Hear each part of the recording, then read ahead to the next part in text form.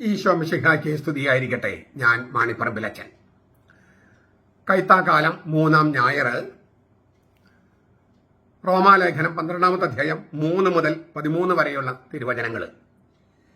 എനിക്ക് ലഭിച്ച കൃപയാൽ നിങ്ങളിൽ ഓരോരുത്തരോടും ഞാൻ പറയുന്നു, ഓരോരുത്തരെക്കുറിച്ചും സ്വയം ചിന്തിക്കാൻ പാടുള്ളതിനേക്കാൾ കൂടുതൽ ചിന്തിച്ച് മേന്മ ഭാവിക്കാതെ ദൈവം ഓരോരുത്തരും വിശ്വാസത്തിന്റെ അളവ് പങ്കിട്ട് തന്നത് അംഗീകരിച്ച് സുബോധത്തോടെ ചിന്തിക്കുവിൻ. ഒരു ശരീരത്തിൽ നമുക്ക് പല അവയവങ്ങളുണ്ടല്ലോ. എല്ലാ അവയവങ്ങൾക്കും ഒരേ കർത്തവ്യമല്ല. അതുപോലെ പലരായ നാം ക്രിസ്തുവിൽ ഒരു ശരീരവും എല്ലാവരും പരസ്പരം ബന്ധപ്പെട്ട അവയവങ്ങളുമാകുന്നു. നമുക്ക് ലഭിച്ച കൃപയ്ക്കൊത്തവണ്ണം വെവ്വേറെ വരദാനങ്ങളുണ്ട്. പ്രവചനമെങ്കിൽ വിശ്വാസത്തിന്റെ തോതനുസരിച്ച്, ശുശ്രൂഷയെങ്കിൽ ശുശ്രൂഷ നിർവഹിച്ചുകൊണ്ട്, ഉപദേശിക്കുന്നവനെങ്കിൽ ഉപദേശിച്ചുകൊണ്ട്, അധ്യാപനമെങ്കിൽ അധ്യാപനം നിർവഹിച്ചുകൊണ്ട്, ദാനം ചെയ്യുന്നവൻ സ്വതന്ത്ര മനസ്സോടെ, ഭരിക്കുന്നവൻ കാര്യഗൗരവത്തോടെ, കരുണ ചെയ്യുന്നവൻ പ്രസന്നതയോടെ ആകട്ടെ. സ്നേഹം നിർവ്യാജമായിരിക്കട്ടെ. തിന്മയായതിനെ തീവ്രമായി വെറുത്ത് നല്ലതിനോട് നന്നായി പറ്റിച്ചേർന്നിരിക്കുവിൻ. സഹോദരപ്രീതിയിൽ അന്യോന്യം അർപ്പണബോധമുള്ളവരായി പരസ്പരം ബഹുമാനിക്കുന്നതിൽ മുന്നിട്ട് നിൽക്കുവിൻ. ഉത്സാഹത്തിൽ മടുപ്പില്ലാതെ ആത്മാവിൽ ജ്വലിക്കുന്നവരായി കർത്താവിനെ സേവിക്കുവിൻ. പ്രത്യാശയിൽ സന്തോഷിക്കുവിൻ. കഷ്ടതയിൽ സഹിഷ്ണുത കാണിക്കുവിൻ. പ്രാർത്ഥനയിൽ അനുസരിതം അടുപ്പമുള്ളവരാകുവിൻ. വിശുദ്ധരുടെ ആവശ്യങ്ങളിൽ കൂട്ടായ്മ കാണിക്കുവിൻ. അതിഥി സൽക്കാരം പതിവാക്കുവിൻ. റോമാലേഖനത്തിലെ 12-ാമത്തെ അധ്യായം 3 മുതൽ 13 വരെ വാക്യങ്ങളെന്ന് പറഞ്ഞു. ഓരോരുത്തർക്കും ലഭിച്ച ആധ്യാത്മിക ദാനങ്ങൾ എളിമയോടെയും ഉപവിയോടെയും ഉപയോഗിച്ചില്ലെങ്കിൽ എത്രമാത്രം അപകടം അത് സൃഷ്ടിക്കുമെന്ന് സഭകളുടെ ശ്ലൈഹിക സ്ഥാപകൻ എന്ന നിലയിൽ പൗലോസിനെ നന്നായി അറിയാമായിരുന്നു. അതിനാൽ ക്രിസ്തുവിലേക്ക് ഉൾച്ചേർക്കപ്പെട്ടവർ സമുദായത്തിൽ വിനയത്തോടെ സേവന സന്നദ്ധരായി ജീവിക്കണമെന്ന് പൗലോസ് ആവശ്യപ്പെടുകയാണ്. ഈ വരദാനങ്ങൾ എന്ന വാക്കാണ് അദ്ദേഹം ഉപയോഗിക്കുന്നത്. ഹരിസ്മാത്ത എന്നാണ് ഗ്രീക്കിലെ ഹരിസ്മാത്ത. കൃപ എന്നർത്ഥമുള്ള വാക്കാണ് ഹാരിസ്. ആ വാക്കുമായി ബന്ധപ്പെട്ട ഒരു പദമാണ് ഹരിസ്മാത്ത. കൃപയും വരദാനങ്ങൾ തമ്മിൽ ബന്ധമുണ്ടെന്ന് ധ്വനി. എല്ലാ മനുഷ്യരും രക്ഷിക്കുക, അതാണ് ദൈവത്തിന്റെ കൃപയുടെ ലക്ഷ്യം. എല്ലാ മനുഷ്യരും രക്ഷിക്കുക, ദൈവത്തിന്റെ കൃപയുടെ ലക്ഷ്യം അതാണ്. അതുമായി ബന്ധപ്പെട്ടിരിക്കുന്ന ആത്മീയ വരദാനങ്ങളുടെ ആത്യന്തിക ഉദ്ദേശവും അത് ലഭിച്ചവരുടെയും മറ്റുള്ളവരെയും രക്ഷ തരപ്പെടുത്തുകയാണ്. ഹാരിസ് എന്ന് പറഞ്ഞാൽ കൃപ. ദൈവത്തിന്റെ കൃപ ലക്ഷ്യം വെക്കുന്നത് എല്ലാ മനുഷ്യരും രക്ഷയാണ്. ഈ ഹാരിസ് എന്ന വാക്കിൽ നിന്ന് വരുന്നതാണ് ഹരിസ്മാത്ത. ഹരിസ്മാത്ത എന്ന് പറഞ്ഞാൽ നമ്മൾ വരദാനങ്ങൾ. ആ വരദാനങ്ങളുടെ ലക്ഷ്യവും നമ്മുടെയും മറ്റുള്ളവരുടെയും രക്ഷ സാധ്യമാക്കുക തന്നെയാണ്. അപ്പോൾ നമ്മുടെയും മറ്റുള്ളവരും രക്ഷയ്ക്ക് ഉപകരിക്കുന്ന തരത്തിൽ വേണം വരദാനങ്ങൾ ഉപയോഗിക്കാൻ എന്നാണ് പൗലോസ് പഠിപ്പിക്കുന്നത്. 7 ദാനങ്ങളാണ് ഇവിടെ പൗലോസ് സൂചിപ്പിക്കുന്നത്. പ്രവചനം, ശുശ്രൂഷ, ഉപദേശം, അധ്യാപനം, ദാനം ചെയ്യല്, ഭരണം, കരുണ കാണിക്കല്. ഇങ്ങനെ 7 ദാനങ്ങൾ. ഇതിനകത്ത് മതബോധനം, അനുദിന ക്രിസ്ത്യ ജീവിതം എന്നിവയെല്ലാം ഈ 7 ദാനങ്ങളിൽ ഇങ്ങനെ 7 ദാനങ്ങളുടെ അവതരിപ്പിക്കുകയാണ്. എങ്കിലും എല്ലാ ദാനങ്ങളും പട്ടികയല്ല ഇത്. കത്തോലിക്ക സഭയുടെ മതബോധനം 2003-2004 നിങ്ങൾക്ക് വായിക്കാം. ക്രിസ്തുവിലുള്ള വിശ്വാസത്തിന്റെ ഫലമായി പരിശുദ്ധാത്മാവ് നിക്ഷേപിക്കുന്ന വിവിധ കൃപാദാനങ്ങൾ സഭയുടെ നന്മയ്ക്കായി മാത്രമേ ഉപയോഗിക്കാവൂ. സഭയുടെ നന്മയ്ക്കായി മാത്രം, സഭയെ കെട്ടിപ്പടുക്കാൻ വേണ്ടി. അതിനൊരു ഉദാഹരണം പറയാണ്. നിങ്ങൾക്ക് കിട്ടിയിരുന്ന പ്രവചനമെങ്കിൽ വിശ്വാസത്തിന്റെ തോതനുസരിച്ച് വേണം പ്രവചനം ഉപയോഗിക്കാൻ എന്നാണ് പൗലോസ് പറയണേ. ഒരു ഉദാഹരണം പറയണ്ട, 7 ദാനങ്ങളും എങ്ങനെ ചെയ്യണമെന്ന് പറയുന്നുണ്ട് പൗലോസ്. അപ്പോ പ്രവചനമെങ്കിൽ വിശ്വാസത്തിന്റെ തോതനുസരിച്ച്. ഈ പ്രൊഫത്തേയ എന്നാണ് പ്രവചനത്തിനുള്ള ഗ്രീക്ക് വാക്ക്. അതിന് പുതിയ നിയമത്തിൽ ചേരുന്ന ഒരു പരിഭാഷ പ്രവചനം എന്നതിനേക്കാൾ ഈശ്വര പ്രചോദിത പ്രഘോഷണം എന്നാണ്. ഇൻസ്പയേർഡ് പ്രീച്ചിങ്, ഈശ്വര പ്രചോദിത പ്രഘോഷണം. അതാണ് പ്രവചനം എന്ന വാക്കിനേക്കാൾ പുതിയ നിയമത്തിൽ ചേരുക. ഞാൻ വളരെ എളുപ്പത്തിൽ മനസ്സിലാക്കുന്ന ഒരു കാര്യം പറയാം. പ്രവചനം ഭാവി കഥനം എന്ന അർത്ഥത്തിലാണെങ്കിൽ, ദീർഘദർശി എന്ന അർത്ഥത്തിലാണെങ്കിൽ പ്രവചനങ്ങളെല്ലാം പഴയ നിയമത്തിലാണ്. പുതിയ നിയമത്തിൽ പ്രവചനങ്ങൾ പൂർത്തീകരിക്കപ്പെട്ടു. പിന്നെ എന്താണ് ഈ ഭാവി കഥനം? ഭാവി പ്രവചിക്കാനായിട്ട് എന്താ ഉള്ളത്? പഴയ നിയമത്തിൽ പ്രവചനം ഭാവി കഥനം എന്ന അർത്ഥമുണ്ട്, ദീർഘദർശി എന്ന അർത്ഥമുണ്ട്. പ്രവചനങ്ങളുടെ പുസ്തകം പഴയ നിയമമാണ്, പുതിയ നിയമം പൂർത്തീകരണത്തിന്റെ പുസ്തകമാണ്. ഇവിടെ എന്താ പ്രവചിക്കാനുള്ളത്? ഇനി എന്താ പ്രവചിക്കാനുള്ളത്? അപ്പോൾ ഈശ്വര പ്രചോദിത പ്രഘോഷണം എന്നാണ് ഈ പ്രൊഫത്തേയ എന്ന ഗ്രീക്ക് വാക്കിന് ചേരുന്ന നല്ല പരിഭാഷ. സഞ്ചരിച്ചുകൊണ്ട് സുവിശേഷം പ്രഘോഷിച്ചിരുന്ന പൗലോസിനെ പോലെയുള്ളവരെയാണ് പ്രവാചകന്മാർ എന്ന് വിളിക്കണേ. അപ്പസ്തോലന്മാരും പ്രവാചകന്മാരുമാകുന്ന അടിത്തറമേൽ ക്രിസ്തു യേശു സഭ സ്ഥാപിച്ചു. അപ്പസ്തോലന്മാരും പ്രവാചകന്മാരുമാകുന്ന ആ പ്രവാചകന്മാരെന്ന് പറയുന്നത് പൗലോസിനെ പോലെയുള്ളവരാണ്. അപ്പൊ യേശു സഭ സ്ഥാപിച്ചത് അപ്പസ്തോലന്മാരും പ്രവാചകന്മാരുമാകുന്ന അടിത്തറമേലാണ്. എഫേസ്യ ലേഖനം 2:20. അപ്പോ പൗലോസിനെ പോലെ സഞ്ചരിച്ച് സുവിശേഷം പ്രഘോഷിക്കുന്നവരെയാണ് പ്രവാചകന്മാർ എന്ന് പുതിയ നിയമത്തിൽ പറയണേ. 1 കൊരിന്ത്യർ 12:10, 13:2, 14:3-6, 14:24, 1 തെസ്സലോനിക്കർ 5:20 ഇവിടെയൊക്കെ ഈ അർത്ഥത്തിലാണ് ഉപയോഗിച്ചിരിക്കുന്നത്. സുവിശേഷം പ്രഘോഷിക്കാൻ ദൈവം നൽകിയിരിക്കുന്ന ഒരു സവിശേഷ വരദാനമാണ് പ്രവചനം. ആ പ്രവചന വരം ഉപയോഗിക്കേണ്ടത് വിശ്വാസത്തിന്റെ തോതനുസരിച്ചാണ്. വിശ്വാസത്തിന്റെ തോതനുസരിച്ച് പ്രവചനം ഉപയോഗിക്കാവൂ. ഇത് എന്താണ് ഉദ്ദേശിക്കുന്നത്? 2 തരത്തിൽ നമുക്ക് മനസ്സിലാക്കാം. പ്രവചിക്കുന്ന ആളുടെ വൈയക്തിക വിശ്വാസത്തിന്റെ തോത്.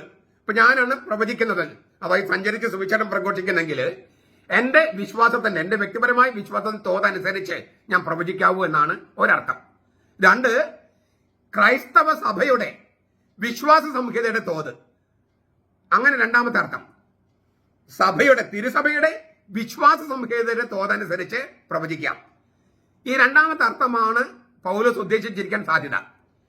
യേശുവിന്റെയും സ്ലീഹന്മാരുടെയും പ്രബോധനങ്ങൾ ബൈബിളിലെ പുസ്തകങ്ങളിലൂടെ വെളിപ്പെട്ടിരിക്കുന്ന മതബോധനം,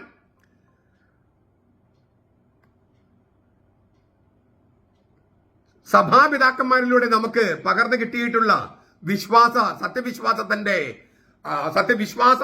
പ്രമാണങ്ങള്, ഇവയെല്ലാം ചേർന്ന് രൂപപ്പെട്ടതാണ് സഭയുടെ വിശ്വാസ സംഹിത. ആ വിശ്വാസ സംഹിതയുടെ തോതനുസരിച്ച് പ്രവചിക്കാവുന്നതാണ്. സഭയുടെ വിശ്വാസത്തിന്റെ തോതനുസരിച്ച് ഏത് വ്യക്തിയും പ്രവചനപരം ഉപയോഗിക്കാവൂ. പ്രവചനങ്ങൾ സത്യാവസ്ഥ അളക്കാനുള്ള മാനദണ്ഡം ക്രൈസ്തവ വിശ്വാസ പ്രമാണങ്ങളാണ്. മറിച്ചല്ല, പ്രവചനത്തിന്റെ വെളിച്ചത്തിൽ വിശ്വാസ പ്രമാണത്തെ അളക്കുകയല്ല, വിശ്വാസ പ്രമാണത്തിന്റെ വെളിച്ചത്തിൽ പ്രവചനങ്ങളെ അളക്കുകയാണ്. പ്രവചിക്കുന്ന ആള് വിശ്വാസത്തിന്റെ തോതനുസരിച്ച് പ്രവചിക്കാവൂ എന്നാണ് പൗലോസ് പറയണേ. ക്രൈസ്തവ വിശ്വാസത്തിന്റെ തോതനുസരിച്ചേ പ്രവചിക്കാവൂ. ക്രൈസ്തവ വിശ്വാസ പ്രമാണങ്ങളുടെ സത്യാവസ്ഥ അളക്കാൻ പ്രവചനപരം ശ്രമിക്കരുത്, മറിച്ചാണ് വേണ്ടത്. ഇവിടെ പൗലോസ് ഉപയോഗിക്കുന്ന തോത്, വിശ്വാസത്തിന്റെ തോത്, അതിനുള്ള ഗ്രീക്ക് വാക്ക് അനലോഗിയ ടെസ് പിസ്തയോസ് എന്നാണ്. പിസ്തിസ് എന്ന് പറഞ്ഞാൽ വിശ്വാസം, പിസ്തയോസ് അതിന്റെ ജെനിറ്റീവ് ഫോമാണ്. അനലോഗിയ, ലോഗോസ്, ഈ 2 വാക്ക് ചേർന്നാണ് അനലോഗിയ. അനാലജി എന്ന ഇംഗ്ലീഷ് വാക്ക് വരുന്നത് അതിൽ നിന്നാണ്.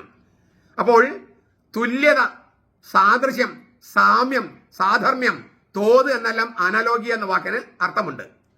ഒരു കാര്യം വ്യക്തമാക്കാനായി മറ്റൊന്നുമായി താരതമ്യം ചെയ്യുന്നതിനാണ് ഇവിടെ ഉദ്ദേശിക്കുന്നത്. 2 സംഗതികൾ തമ്മിലുള്ള സാമ്യങ്ങളുടെ ബന്ധം, അവ തമ്മിലുള്ള തുല്യ നിലവാരത്തിന്റെ അടുപ്പം എന്നെല്ലാം നമുക്ക് ഉദ്ദേശിക്കാം. ഞാൻ പറഞ്ഞല്ലോ, ലോഗോസ് എന്നീ വാക്കുകളിൽ നിന്നാണ് അനലോഗിയ. ലോഗോസിന് വചനം, ഭാഷണം എന്നെല്ലാം അർത്ഥം. അനാലജി എന്നത് ഭാഷയുടെ പ്രതിഭയുമായി വാക്കിനോ ഭാഷണത്തിനുള്ള ശരിയായ ബന്ധമാണ്. അനാലജി എന്ന് പറഞ്ഞാൽ ഭാഷയുടെ പ്രതിഭയുമായി വചനം, ഭാഷണം എന്നൊക്കെ ഒരു ബന്ധമുണ്ട്, അതാണ് ഉദ്ദേശിക്കുന്നത്. ഈ ശരിയായ അനുപാതം, ആ ബന്ധത്തില് ഒരു ശരിയായ അനുപാതമുണ്ട്. ഇവിടെ പൗലോസ് പറയുന്നത് എന്താണ്? വിശ്വാസത്തിന് തോതനുസരിച്ച്, വിശ്വാസത്തിന് അനുപാതത്തില് വേണം പ്രവചിക്കാൻ. ഈ വിശ്വാസവുമായി ഭാഷയ്ക്കും ഭാഷണത്തിനും അവ തമ്മിൽ പരസ്പര ബന്ധത്തിനും ഊന്നൽ നൽകിയിരിക്കുകയാണ്. വിശ്വാസമായി ഭാഷയ്ക്ക് ബന്ധമുണ്ട്, ഭാഷണത്തിന്, വാക്കുകൾക്ക് ബന്ധമുണ്ട്. അത് നമ്മൾ മനസ്സിലാക്കേണ്ടതുണ്ട്. ക്രിസ്തീയ സത്യവിശ്വാസങ്ങള് ഭാഷയിൽ വാക്കും വചനമൊക്കെ ഉപയോഗിച്ചിട്ടാണ് ആവിഷ്കരിച്ചിരിക്കുന്നത്. വിശ്വാസ സത്യങ്ങൾ വാക്കും അല്ലേ, അങ്ങനെയല്ലേ? വിശ്വാസ പ്രമാണം വാക്ക് ഉപയോഗിച്ചിട്ടല്ലേ, വചനം ഉപയോഗിച്ചിട്ടല്ലേ? എന്നാൽ ഭാഷയെയും വാക്കിനെയും അതിശയിക്കുന്നതാണ് വിശ്വാസ സത്യങ്ങളുടെ പൊരുളുകള്. ഇപ്പൊ ഒരു ഉദാഹരണം പറഞ്ഞാൽ, ഏകസത്യ ദൈവത്തിൽ 3 ആളുകൾ. ആളുകൾ എന്നുള്ളത് ഒരു ഭാഷയാണ്, അല്ലെ, ഒരു വാക്കാണ്. ആളെന്ന് പറഞ്ഞാൽ പ്രൊസപ്പോൺ എന്ന ഗ്രീക്ക് വാക്കിന് ഈ നാടകത്തില് മുഖംമൂടി വെച്ച് വരില്ലേ, അതിനുദ്ദേശിക്കുന്നേ. അപ്പം മുഖംമൂടി വെച്ച് സ്റ്റേജിൽ പ്രത്യക്ഷപ്പെടുന്ന ആളെയാണ് പ്രോസപ്പോൺ എന്ന് പറയണേ. ആ അർത്ഥമാണോ ഇവിടെ ചേരുക? അല്ല. ദൈവം ഇങ്ങനെ മുഖംമൂടി വെച്ചിരിക്കുകയാണോ? അല്ല. പക്ഷെ സ്റ്റേജിൽ വരുന്ന ആ മുഖംമൂടി വെച്ച ആള് വേറെ ആളുമായി സംഭാഷണത്തിൽ ഏർപ്പെടുന്നു, ഓഡിയൻസ് അത് കേൾക്കുന്നു. അപ്പൊ ഒരു ബന്ധമുണ്ട് അവിടെ. അപ്പൊ ആ വാക്ക് ഉപയോഗിക്കുമ്പോൾ, ഈ പരിശുദ്ധ തത്വം ഉപയോഗിക്കുമ്പോൾ, അന്ന് ഉപയോഗിച്ച ആ അർത്ഥത്തിന് വ്യത്യാസം വരും. ഇതാണ് അനാലജി എന്ന് പറയണേ.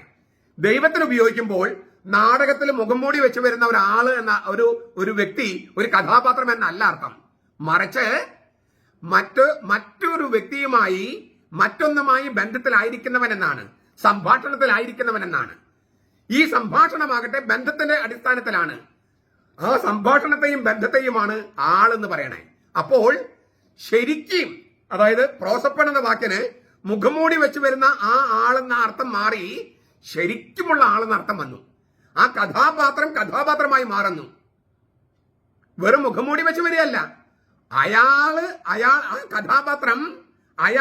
ആ കഥാപാത്രമായി മാറുന്നു. അപ്പൊ ശരിക്കും ആളെന്ന വാക്കിന് അർത്ഥം തന്നെ കിട്ടിയത് അത് ദൈവത്തിന് ഉപയോഗിച്ചപ്പോഴാ. ദൈവത്തിന് ഈ ആള് ഏക സത്യദൈവത്തിൽ 3 ആളുകൾ എന്ന് പറഞ്ഞപ്പോൾ മനുഷ്യരെ പോലെ 3 ആളുകൾ എന്നല്ല അർത്ഥം. നാടകത്തിൽ മുഖംമൂടി വെച്ചിരുന്ന കഥാപാത്രം എന്നല്ല അർത്ഥം, വേറെ അർത്ഥമാണ്. പക്ഷെ ഭാഷയിലെ വാക്കാണുമ്പോൾ ഉപയോഗിച്ചിരിക്കുന്നത്.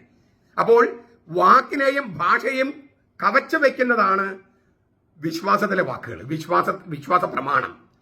ഭാഷയെയും വാക്കിനെയും ഭാഷണത്തെയും ഒക്കെ കവച്ചു വെക്കുന്നത്, അതിനെയാണ് ഈ അനാലജി എന്ന് പറയണേ. അനാലജി എന്ന് പറയുന്നത് അനുപാതം, ഒരു മനുഷ്യർക്ക് ഉപയോഗിക്കുന്ന അനുപാതമല്ല ദൈവത്തിന് ഉപയോഗിക്കുമ്പോൾ. ദൈവത്തിന് ഉപയോഗിക്കുമ്പോൾ വാക്കുകൾക്ക് അർത്ഥവ്യത്യാസം വരും. അതിനെയാണ് ഉദ്ദേശിക്കുന്നത്. അപ്പോൾ വിശ്വാസത്തിന്റെ ദാസി മാത്രമാണ് ഭാഷ. വിശ്വാസത്തിന്റെ ദാസി മാത്രമാണ് ഭാഷ. അതിനാൽ ഭാഷയ്ക്കും അതിന് വ്യാകരണത്തിന് മാത്രം ഊന്നൽ നൽകിയാൽ പോരാ. വിശ്വാസ സത്യത്തെ തമസ്കരിക്കരുത്. നമ്മൾ വീണ്ടും ഈ പെന്തക്കോസ്തക്കാര്, ദൈവസഭക്കാര്, പിന്നെ യഹോവ സാക്ഷികളൊക്കെ ഭാഷയ്ക്ക് പ്രാധാന്യം നൽകിയിട്ട് വിശ്വാസത്തെ തമസ്കരിക്കും. കർത്താവിന്റെ അമ്മ എന്ന് ബൈബിളിലുണ്ട്. പക്ഷെ അവര് ആ 1-ാമത്തെ അധ്യായം, ലൂക്കാസ് 1-ാമത്തെ അധ്യായമാണ്, അവിടെ എല്ലാ അധ്യായത്തിലും കർത്താവ് എന്ന് വരുന്നത് മുഴുവൻ ദൈവമായ കർത്താവിനെ ഉദ്ദേശിക്കുന്നത്. പക്ഷെ ഇവര് പറയും ഗുരു എന്നാണ് അവിടെ അർത്ഥം. എന്താ പറയാ? എന്താ അവരോട് ഉത്തരം പറയാം? അവർക്ക് ഭാഷയാണ് അവർക്ക് പ്രശ്നം, വിശ്വാസമല്ല. അതുപോലെ ആത്മാവെന്ന വാക്ക് ബൈബിളിൽ കാണും, പക്ഷേ ശരീരത്തിൽ വ്യത്യസ്തമായ ഒരു ആത്മാവെന്ന അർത്ഥം അവിടെ ഇല്ല. പക്ഷെ അവർ നോക്കുന്ന ആത്മാവെന്നേ ഉള്ളൂ. അപ്പൊ അവർ ഗ്രീക്ക് തത്വചിന്തയാണ് അവരുടെ മനസ്സിൽ വരിക, ക്രൈസ്തവ വിശ്വാസമല്ല. അപ്പോൾ ഭാഷ എന്ന് പറയുന്നത് വിശ്വാസത്തിന്റെ ദാസിയാണ്. ഭാഷയെയും വാക്കിനെയും വചനത്തെയും കവച്ചു വയ്ക്കുന്നതാണ്, മറികടക്കുന്നതാണ് വിശ്വാസം. അത് വിശ്വാസത്തെ തമസ്കരിച്ചുകൊണ്ട് ഭാഷയ്ക്ക് അമിതമായി ഊന്നൽ നൽകിയാൽ നമുക്ക് തെറ്റുപറ്റും. ഇതാണ് പൗലോസ്ലീഹ പറയണേ. വിശ്വാസത്തിന് തോതനുസരിച്ച് വേണം പ്രവചനം. വിശ്വാസത്തിന് തോതനുസരിച്ച് വേണം പ്രവചനം. പ്രവചനത്തിന് തോതനുസരിച്ച് വിശ്വാസം എന്നല്ല. വിശ്വാസത്തിന് തോതനുസരിച്ചാണ് വചനമാണെങ്കിലും ഭാഷണമാണെങ്കിലും വാക്കാണെങ്കിലും ഭാഷയാണെങ്കിലും പ്രവചനമാണെങ്കിലും.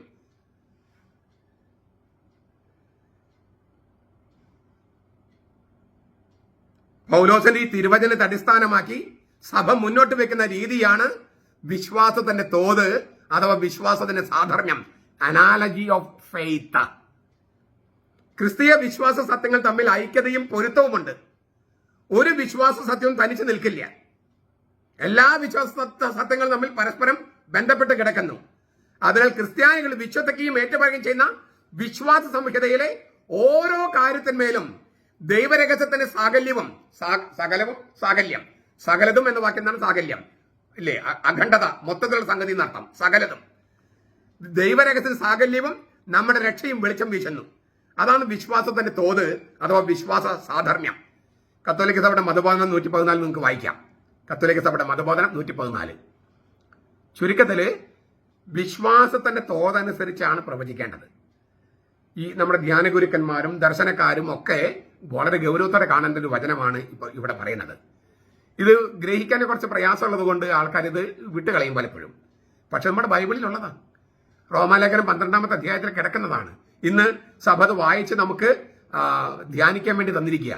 പ്രവചിക്കുന്നെങ്കിൽ ക്രൈസ്തവ വിശ്വാസ പ്രമാണത്തിന്റെയും വിശ്വാസ സത്യത്തിന്റെയും തോതനുസരിച്ചേ പാടുള്ളൂ. മറിച്ച് ചെയ്യരുത്. അങ്ങനെ ചെയ്യുന്നത് കൊണ്ടാണ് പ്രശ്നങ്ങൾ ഉണ്ടാകുന്നത്. ജനങ്ങൾ തെറ്റിദ്ധരിക്കപ്പെടുകയാണ്. ഇല്ലേ, ഒരു വൈദികൻ പറയാണ്, ഞാൻ ശുദ്ധീകരണ സ്ഥലത്തിൽ പോയി, അവിടെ ആത്മാക്കൾ മാമോദിസം വയ്ക്കി. എന്തൊരു അബദ്ധം പറയണേ. കത്തോലിക്ക വിശ്വാസത്തിനെതിരല്ലേ അത് തിരുത്താനായിട്ട് ആരും ഇല്ല ഇവിടെ. അതുപോലെ കർത്താവിന് ശരീരം എ ബി പോസിറ്റീവാണ്, എ ബി നെഗറ്റീവാണ്. നിങ്ങൾക്ക് തലയ്ക്ക് വല്ല വട്ടുണ്ടോ? ബെനഡിക്ട് മാർപ്പാപ്പ എന്തുകൊണ്ട് പഠിപ്പിച്ചില്ലെന്ന് ചിലർ ചോദിക്കുന്നത്. നിങ്ങൾ ബെനഡിക്ട് മാർപ്പാപ്പയുടെ പുസ്തകം ഞാൻ എത്ര പ്രാവശ്യം വായിക്കാൻ പറഞ്ഞു? നസറത്ത് അലി യേശു എന്ന പുസ്തകം എത്ര പ്രാവശ്യം വായിക്കാൻ പറഞ്ഞു? അവിടെ മാർപ്പാപ്പ പഠിപ്പിച്ചിട്ടില്ലേ? നമ്മുടെ മെത്രാന്മാരെ എന്തേ മാർപ്പാപ്പയുടെ പുസ്തകം വാങ്ങിച്ച് കൊടുക്കാത്തത്? അത് വായിക്കാനായിട്ട് ആവശ്യപ്പെടാത്തത്? അത് പഠിക്കാൻ പറയാത്തത്? നമ്മുടെ അച്ഛന്മാരെന്തുകൊണ്ട് അത് വായിക്കാത്തത്?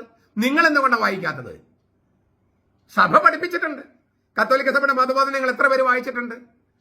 ഞാൻ പലപ്പോഴും കോട്ട് ചെയ്യുന്നത് വായിക്കാൻ വേണ്ടിയാണ്. ഒരു പ്രാവശ്യം വായിച്ചാൽ മനസ്സിലാക്കില്ല, അത് കട്ടിയാന്ന് പറഞ്ഞ് തള്ളിക്കളയരുത്. വായിക്കൂ, പിന്നെയും വായിക്കൂ, അർത്ഥം കിട്ടും. പിന്നെ പ്രാർത്ഥിക്കൂ, പരിശുദ്ധാത്മന് വെളിച്ചത്തിൽ ഇരിക്കൂ. ഞാൻ ഉപസംഹരിക്കുകയാണ്. ക്രൈസ്തവ വിശ്വാസത്തിന് തോതനുസരിച്ചേ പ്രവചിക്കാവൂ. പ്രവചനത്തെ തോതനുസരിച്ച് വിശ്വാസ പ്രമാണം മാറ്റരുത്, വിശ്വാസ സംഹിത മാറ്റരുത്. ഇതാണ് പൗലോസിലൊക്കെ പഠിപ്പിക്കണേ. അതോടൊപ്പം ക്രൈസ്തവ വിശ്വാസത്തിന്റെ ആ വലിയ വിശ്വാസ ഭണ്ഡാകാരം, അതിലേക്ക് നമ്മുടെ വൈകിട്ടത്തെ വിശ്വാസം കൺട്രിബ്യൂട്ട് ചെയ്യാം. പക്ഷെ അതിൽ സ്വീകരിക്കാനും അത് ആ വിശ്വാസത്തിൽ പഠിക്കാനും പഠിപ്പിക്കപ്പെടാനും നമ്മൾ തുറന്ന മനസ്സോടെ വചനത്തെയും വിശ്വാസത്വങ്ങളെയും സമീപിക്കണം. അപ്പോഴാണ് ഞാൻ പലപ്പോഴും വിചാരിക്കാറുണ്ട്, ഒരു കാര്യം പറയാൻ ആഗ്രഹിക്കുക. ഞാൻ പട്ടം കിട്ടിയ നാളെ മുതൽ ഈ എറണാകുളം അങ്കമാലി അതിരൂപതയിലെയും അങ്ങനെയുള്ള ഈ വിമത വൈദികരുടെ അവരെയാണ് മിക്കവരൊക്കെ ഈ ക്ലാസ് എടുക്കാനായിട്ട് ഇരിങ്ങാലക്കുടയാണെങ്കിലും തൃശ്ശൂരായാലും കൊണ്ടുവന്നിരുന്നത്. അവർ പലരും ഇപ്പോഴും ജീവിച്ചിരിപ്പുണ്ട്. അവരെല്ലാവരും ഈ കുർബാനയ്ക്കെതിരായിരുന്നു. എന്നിട്ടും അവർ ജീവിച്ചിരിക്കെ തന്നെ ഏകീകൃത കുർബാന 35 രൂപത്തിൽ 34 നടപ്പായി. അവര് എത്രയോ വർഷങ്ങളായി സഭാവിരുദ്ധ പ്രബോധനം നടത്തിക്കൊണ്ടിരുന്നു. എന്നിട്ട് അവർ വിജയിച്ചില്ല. ഇനിയും വിജയിക്കോ? ഇല്ല. വിമതർ വിജയിക്കോ? അൽമായി മുന്നേറ്റക്കാർ വിജയിക്കോ? ഇല്ല. എന്നാലും അവർ ചെയ്തുകൊണ്ടിരിക്കും, അവരുടെ കാര്യം ചെയ്തുകൊണ്ടിരിക്കും. ഞാൻ ആവർത്തിക്കുകയാണ്, എനിക്ക് 89 ഡിസംബറിലെ പട്ടം കിട്ടിയത്. അന്ന് മുതൽ ഞാൻ കാണുന്നത് ഈ വിമത വൈദികരെ പിന്താങ്ങുന്ന ഫിലോസഫിയാണ് ഇരിങ്ങാലക്കുടയിലെ മിക്കവാറും ക്ലാസ്സുകൾക്കൊക്കെ അങ്ങനെയുള്ള ആളുകളെ കൊണ്ടുവന്നിരുന്നത്. അവരുടെ കൺവെട്ടത്താണ് അവരെന്താണോ പഠിപ്പിച്ചത് അതിന് വിരുദ്ധമായ കുർബാന നടപ്പായത്, അവരുടെ കൺവെട്ടത്. അപ്പൊ ഇത്രയും വലിയ പ്രഗത്ഭരായ ദൈവശാസ്ത്രജ്ഞന്മാര് സഭാവിരുദ്ധ പ്രബോധനം നടത്തിയിട്ട് വല്ല കാര്യം ഉണ്ടായോ? കാര്യമില്ല. കാരണം എന്താ? നാളെ സൂര്യൻ ഉദിക്കും എന്ന് ഞാൻ പറയേണ്ട കാര്യമില്ല. എന്തേ? മുദ്രാവാക്യങ്ങൾക്ക് ശക്തി കൂടുമ്പോൾ അതിന് പുറകെയുള്ള സത്യത്തിന് ബലക്ഷയമുണ്ടെന്നാണ് വെപ്പ്. നാളെ സൂര്യൻ ഉദിക്കുമെന്ന് ഞാൻ അലറി പറയേണ്ട കാര്യമില്ല, അത് ഉദിച്ചോളും, സത്യമാണത്. അപ്പൊ അത് തന്നെയാണ് എനിക്ക് പറയാനുള്ളത്. ഈ വിശ്വാസത്തിനെതിരായിട്ടാണ് ഇവർ പ്രവചിച്ചുകൊണ്ടിരുന്നതും വചിച്ചുകൊണ്ടിരുന്നതും പഠിപ്പിച്ചുകൊണ്ടിരുന്നതും. എന്നിട്ട് അത് വിജയിച്ചോ? ഇല്ലല്ലോ. ഇതൊരു തെളിവാണ്. ഞാൻ നിങ്ങളുടെ കൺവെട്ടത്തെ പറയുന്ന ഒരു തെളിവാണ്. അവര് വിശ്വാസത്തിനെതിരായിട്ട് പഠിപ്പിച്ചുകൊണ്ടിരുന്നു. എത്ര വലിയ ദൈവശാസ്ത്രജ്ഞന്മാരെ പഠിപ്പിച്ചാലും വിശ്വാസത്തിനെതിരെ പഠിപ്പിച്ചാലും അത് വിജയിക്കില്ല. കാരണം അത് സത്യമല്ല. അതിനാൽ വിശ്വാസത്തിന്റെ തോത്, വിശ്വാസ പ്രമാണത്തിന്റെ തോതനുസരിച്ച് വേണം പ്രവചിക്കാനും വചനം പറയാനും വാക്ക് പറയാനും. അല്ലാതെ ചെയ്തു കൂട്ടുന്നതെല്ലാം കുറച്ച് കഴിയുമ്പോൾ നശിച്ചു പോകും. നമ്മുടെ പല ധ്യാന കേന്ദ്രങ്ങളും നശിച്ചതിന് കാരണം അത് തന്നെയാണ്. വിശ്വാസത്തിന്റെ തോതനുസരിച്ചല്ല പ്രവചിച്ചത്, പ്രവചനത്തിന് തോതനുസരിച്ച് വിശ്വാസത്തെ മാറ്റി മറിക്കാൻ ശ്രമിക്കുകയായിരുന്നു. അത് കർത്താവ് നിലനിർത്തില്ല. കുറച്ച് നാളൊക്കെ പുഷ്ടി ഇങ്ങനെ നിൽക്കും, സമൃദ്ധിയൊക്കെ ഉണ്ടാകും, കുറച്ച് കഴിയുമ്പോൾ നശിച്ചു പോകും. അതിനാൽ ശാശ്വതമായി നിൽക്കുന്നത് വചനമാണ്, വിശ്വാസമാണ്, സഭയുടെ വിശ്വാസം. ആ സഭയുടെ വിശ്വാസം തോതനുസരിച്ച് വേണം പ്രവചിക്കാൻ. അത് സഭയെ കെട്ടിപ്പടുക്കാനും മനുഷ്യരുടെ രക്ഷയെ ഉദ്ദേശിച്ചുമായിരിക്കണം. ഭൗതികമായ കാര്യങ്ങൾക്ക് വേണ്ടിയല്ല ബൈബിൾ എഴുതപ്പെട്ടത്. അതിൽ എഴുതപ്പെട്ട മറ്റ് പുസ്തകങ്ങളുണ്ട്. നമ്മുടെ രക്ഷയെ സംബന്ധിക്കുന്ന കാര്യങ്ങൾ ബൈബിളിലുള്ളത്. ഭൗതികമായ കാര്യങ്ങൾ നേടാൻ നിങ്ങൾ മറ്റു പുസ്തകങ്ങൾ തേടൂ. ബൈബിളിൽ വന്നിട്ട് കാര്യമില്ല. ബൈബിള് നമ്മുടെ രക്ഷയെ സംബന്ധിക്കുന്ന കാര്യങ്ങളാണ് എഴുതി വച്ചിരിക്കുന്നത്. അതിന് പകരം സാമ്പത്തിക മേന്മയുണ്ടാകാനും വിസ കിട്ടാനും തകർച്ചകളെ തകർക്കാനും അങ്ങനെയൊന്നും അതൊന്നും അല്ല ശരി. തകർച്ചകളിൽ നിന്ന് നമ്മൾ വിളിക്കുന്നത് പോലും ബൈബിളിന്റെ കാഴ്ചപ്പാടിൽ അനുഗ്രഹമാണ്. ദരിദ്രരെ ഞങ്ങൾ ഭാഗ്യവാന്മാർ എന്നാണ് കർത്താവ് പറഞ്ഞത്. നമുക്കൊരു ദാരിദ്ര്യം വരുമ്പോൾ, കഷ്ടപ്പാട് വരുമ്പോൾ അതിന് തകർച്ച എന്നാണ് നമ്മൾ പറയുന്നത്. കർത്താവിന്റെ ഹിതത്തിന് ചേർന്നതാണോ അത്? തകരണമെന്നല്ല ഞാൻ പറയുന്നത്. നമ്മുടെ പിടിപ്പുകേട് കൊണ്ടും കള്ളു കുടിച്ചിട്ടും അങ്ങനെയൊന്നും തകർന്നു പോകുന്ന അതൊന്നും ദൈവം ആഗ്രഹിക്കുന്നതല്ല. പക്ഷേ ദാരിദ്ര്യം സൗഭാഗ്യമായിട്ടാണ് കർത്താവ് കണ്ടത്, തകർച്ചയായിട്ടല്ല. ഞാൻ പറയുന്നത് സ്വർഗത്തിന്റെ വീക്ഷണം, വിശ്വാസത്തിന്റെ വീക്ഷണം അത് നമ്മൾക്ക് വലിയ ബലമാണ്, ഭയങ്കരമായ ബലമാണ്, വലിയ ബലമാണ്. ആ ബലം നമുക്ക് സ്വീകരിക്കാൻ സാധിക്കട്ടെ. വിശ്വാസത്തിന്റെ തോതനുസരിച്ച് പ്രവചിക്കാനും ഭാഷണം പറയാനും വചനം പങ്കുവയ്ക്കാനും ഞാനും നിങ്ങളും തയ്യാറാകുക എന്നുള്ളതാണ് പൗലോസിന്റെ ഇന്നത്തെ സന്ദേശം. നമുക്കത് സ്വീകരിക്കാം. നമ്മുടെ കർത്താവ് ഈശോ മിശിഹായുടെ കൃപയും പിതാവായ ദൈവത്തിന്റെ സ്നേഹവും പരിശുദ്ധാത്മാവിന്റെ സഹവാസവും നാം എല്ലാവരോടും കൂടി ഉണ്ടായിരിക്കട്ടെ, എപ്പോഴും എപ്പോഴും എന്നേക്കും. ആമേൻ.